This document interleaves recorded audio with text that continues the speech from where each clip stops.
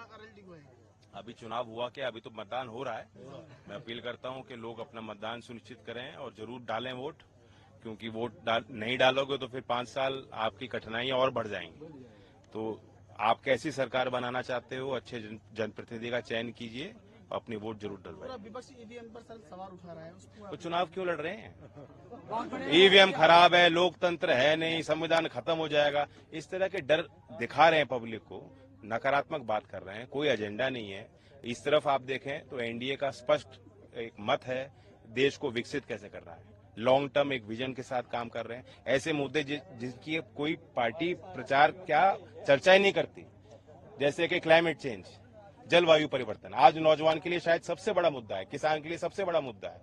जिस समय पहले जो है बारिश नहीं होती थी, अब ओले पड़ रहे हैं, तो उसका प्रभाव किसानी पे भी पड़ रहा है और आने वाले समय पे जल संसाधनों पे पड़ेगा, जीवन पे पड़ेगा। इसके लिए क्या विपक्ष ने कोई नीति बनाई है? सरकार कह रही है, सरकार योजना बना रही है, इंडिया लीडरशिप कर रही है। पहले चाइना डिक्टेट करता था, आज जितने मल्टीलैटरल कॉन्फ्रेंसेस हैं उसमें भारत अपना स्थान हासिल कर रहा है। आपने अपनी स्पीच में कहा कि यूएन सिक्योरिटी काउंसिल की बात की है मैनिफेस्टो, तो विदेश नीति की बात की है। एक पॉजिटिव एजेंडा लेके हम लोग चल रहे हैं, कैसे नौजवानों को रोजगार मिलेगा, खेती जो कर रहे हैं, जो कामगार हैं, किसान हैं, उनके साथ न्याय कैसे होगा, उन विषयों को लेके हम गंभीर हैं।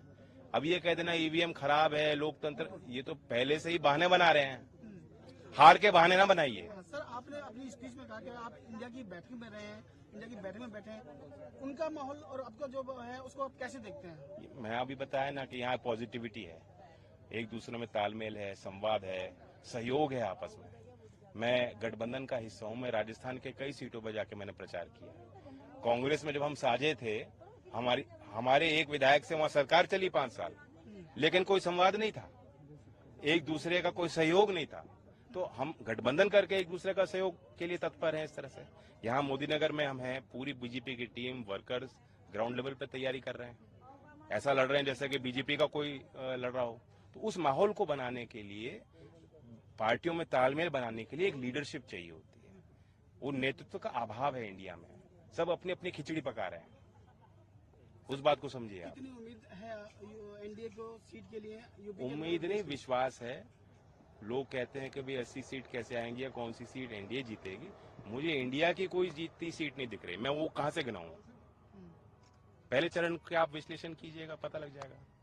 सर मोदी जी कह रहे हैं 2 युवा यूपी के अंदर शूटिंग